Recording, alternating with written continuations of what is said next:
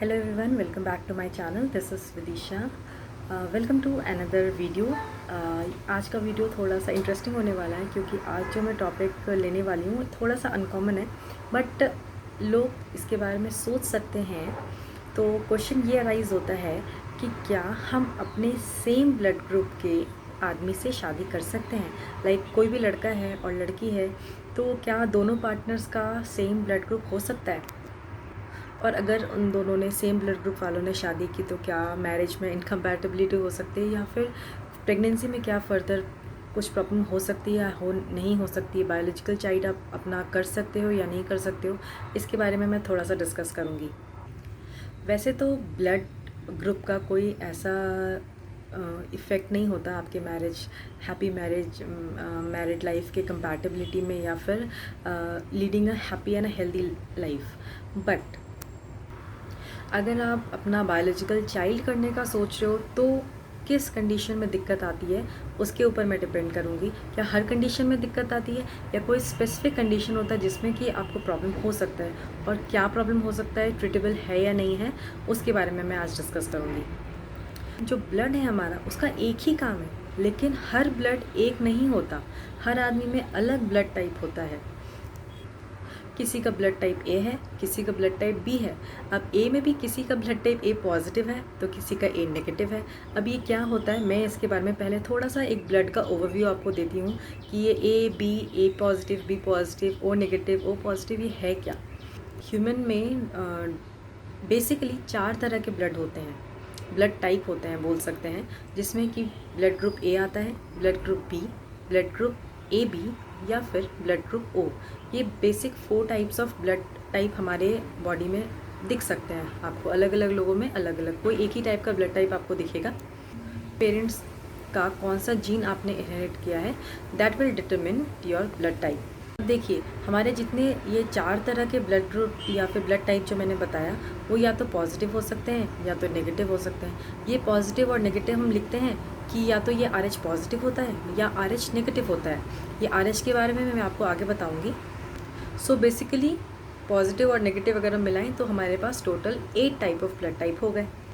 अब देखिए, हमारा ब्लड जो होता है वो 2 कंपोनेंट से बना होता है. एक होता है जिसमें उसमें सेल्स होते हैं, सेलुलर कंपोनेंट बोलते हैं, और दूसरा होता है लिक्विड कंपोनेंट. अब सेलुलर कंपोनेंट में क्या होता है हमारा, एक होता है RBC, that is red blood cell, white blood cell, या फिर प्लेटलेट. ये तीनों हम सबको पता है कि जितने भी हम ब्लड टेस्ट कराते हैं तो हमें इसका अमाउंट हमें डॉक्टर देखते ही हैं. फिर दूसरी बात आती है लिक्विड. लिक्विड क्या होता है, प्लाज्मा.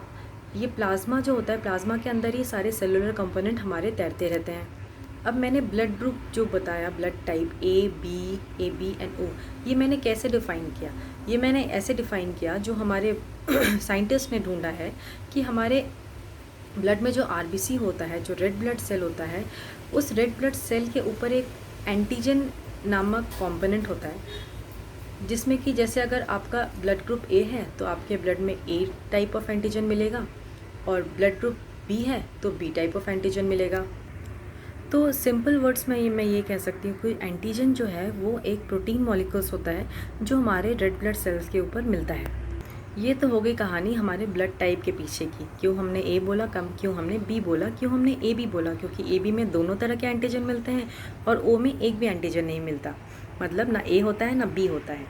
तो फिर ये पॉजिटिव और नेगेटिव क्या है. ये पॉजिटिव और नेगेटिव जो है वो भी एक तरह का प्रोटीन है, वो भी एक तरह का एंटीजन है, जो कि हमारे बॉडी में रेड ब्लड सेल में होता है. ये इसको हम बोलते हैं RH फैक्टर या फिर रेहेसस फैक्टर, जो कि या तो प्रेजेंट होता है या तो एब्सेंट होता है. प्रोमिनेंटली ये प्रेजेंट ही होता है. तो अगर आपके ब्लड में RH फैक्टर प्रेजेंट है तो आप पॉजिटिव हैं, लाइक बी पॉजिटिव, ए पॉजिटिव, और अगर एब्सेंट है तो ए नेगेटिव या बी नेगेटिव आपका ब्लड ग्रुप माना जाता है.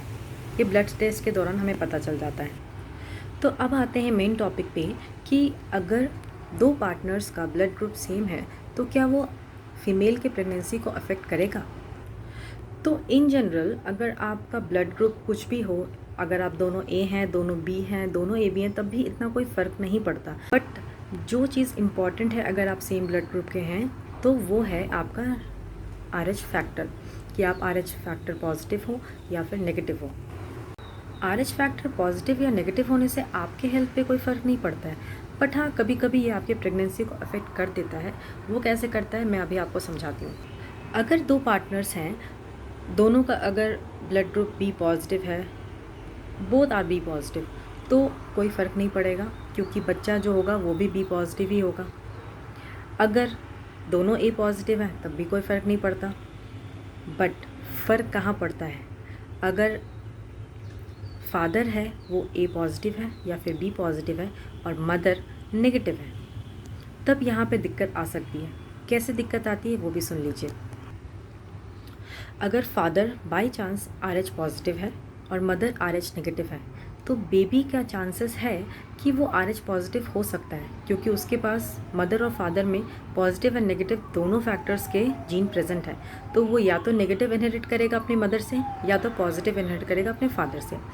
तो अब अगर मदर RH नेगेटिव है और बेबी ने बाय चांस अपने फादर का जीन इनहेरिट कर लिया, दैट इज़ बी पॉजिटिव या फिर A positive, by for that matter RH factor is the main thing. तो इस केस में क्या होता है, अगर ब्लड फ्रॉम बेबी अगर मदर में पास ऑन हो गया बाय चांस, ये वैसे बहुत रेयर होता है कि मदर और बेबी का ब्लड मिलता है, बट कभी कभी ऐसा चांसेस होता है कि ये जब आपका प्लासेंटा हम कट कर रहे होते हैं तब ये मिक्सचर हो जाता है, आपके बेबी का ब्लड मदर के अंदर चला जाता है। तो इससे क्या होगा, mother is RH negative, baby is RH positive.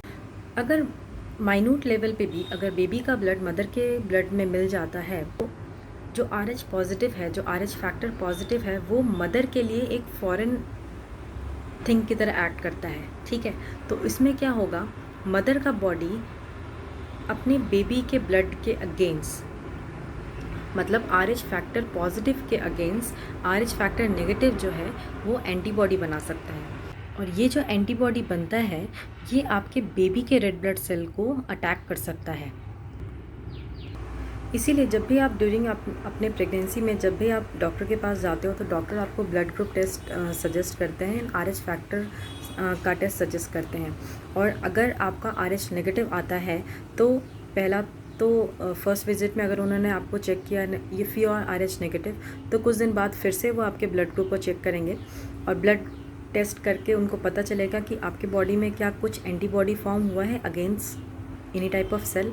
और अगर एंटीबॉडी फॉर्म हो गया है तो ये सजेस्ट करेगा कि आपका बेबी जो है वो RH पॉजिटिव है, जिससे कि डॉक्टर अपना इंटरवेंशन करेंगे। अगर आपके प्रेगनेंसी में RH इनकम्पैटिबिलिटी डॉक्टर को नज़र आती है तो आपके प्रेगनेंसी को वो ऑब्वियसली बहुत ही क्लोजली मॉनिटर करता है और कोई भी एक्स्ट्रा इंटरवेंशंस या फिर कोई भी एक्स्ट्रा केयर अगर आपको ज़रूरत पड़ती है तो वो आपको देते हैं।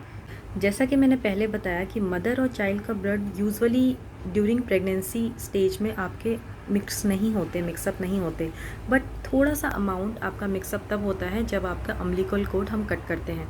जब डॉक्टर्स आपका अम्बिलिकल कोड कट करते हैं तब slight amount of blood from baby can go to the mother and mother's का ब्लड बेबी में आ जाता है। अब इससे क्या हुआ, आपको जब बेबी का ब्लड मदर में गया एंटीबॉडी फॉर्म हुआ, तो इसीलिए कहते हैं कि जनरली फर्स्ट प्रेगनेंसी में इतना फ़र्क नहीं पड़ता, बट जो आपका सब्सिक्वेंट प्रेगनेंसी है, लाइक मदर के बॉडी में एंटीबॉडी एक बार फॉर्म हो चुका है, तो अगर सेकेंड प्रेगनेंसी भी RH पॉजिटिव होती है तो वो मदर की बॉडी आइडेंटिफाई कर लेती है और सेकेंड प्रेगनेंसी में बहुत दिक्कत आ जाती है, बिकॉज वो बेबी के रेड ब्लड सेल को अफेक्ट करना शुरू कर देती है, उसको अटैक करना शुरू कर देती है। और अगर ऐसा कुछ होता है तो ड्यूरिंग प्रेगनेंसी या फिर आफ्टर डिलीवरी बेबी को ब्लड ट्रांसफ्यूजन का ज़रूरत पड़ सकता है, क्योंकि मदर का बॉडी जो है वो बेबी के ब्लड को फ़ौरन समझ रहा है due to difference in the antibody. पर मैं बार बार एंटीबॉडी बोल रही हूँ, एंटीबॉडी होता क्या है? एंटीबॉडी भी बेसिकली एक तरह का प्रोटीन होता है जो हमारे प्लाज्मा में मिलता है और वो एक तरह से हमारे नेचुरल डिफेंस सिस्टम का पार्ट होता है। तो कोई भी इन जनरल टर्म्स पे अगर मैं बात करूँ, अगर कोई भी फॉरेन सब्सटेंस लाइक कोई जर्म्स अगर हमारे बॉडी में एंटर करता है तो एंटीबॉडीज़ हमारे नेचुरल इम्यून सिस्टम को अलर्ट करते हैं कि वो उसे डिस्ट्रॉय करे। तो वही काम यहाँ हो रहा है, मदर के बॉडी में एंटीबॉडी बन रहा है, वो मदर के इम्यून सिस्टम को अलर्ट कर रहा है कि आपके बॉडी में फॉरेन सब्सटेंस आया हुआ है, आपको उसको डिस्ट्रॉय करना। ब्लड रिलेटेड प्रॉब्लम बेबी को आ सकती हैं। अब नेक्स्ट क्वेश्चन ये आता है कि क्या RH इनकम्पैटिबिलिटी ड्यूरिंग प्रेगनेंसी जो है वो क्या हम ट्रीट कर सकते हैं? तो हाँ, पहले दिक्कत आती थी बट अब ये ट्रीटेबल है, क्योंकि अगर डॉक्टर ने आपको क्लोजली मॉनिटर किया हुआ है और डॉक्टर को पता है, तो आपके डॉक्टर्स आपके 7th मंथ ऑफ प्रेगनेंसी से आपको इंजेक्शंस वगैरह होते हैं, जो इम्यूनोग्लोबुलिन्स होते हैं, जो आपके इम्यून सिस्टम को थोड़ा सा दबा के रखते हैं, वो देना शुरू कर देते हैं। Plus after your delivery 72 hours of your delivery injections baby को लगेगा, आपको लगेगा, जिससे कि फर्दर कॉम्प्लिकेशंस ना हो। तो बेसिकली टेक अवे मैसेज ये है कि अगर आप सेम ब्लड ग्रुप में मैरिज कर भी रहे हो तो ये कोई बहुत बड़ी प्रॉब्लम नहीं है, बिकॉज मेडिकल एडवांसमेंट इतने ज़्यादा हो गए हैं कि आपको इतनी प्रॉब्लम नहीं होगी अगर आपने अपना प्रेगनेंसी क्लोजली मॉनिटर किया हुआ है। And obviously before marrying your partner it is a good idea to know the blood group of your partner well. That's all for now. Thank you very much.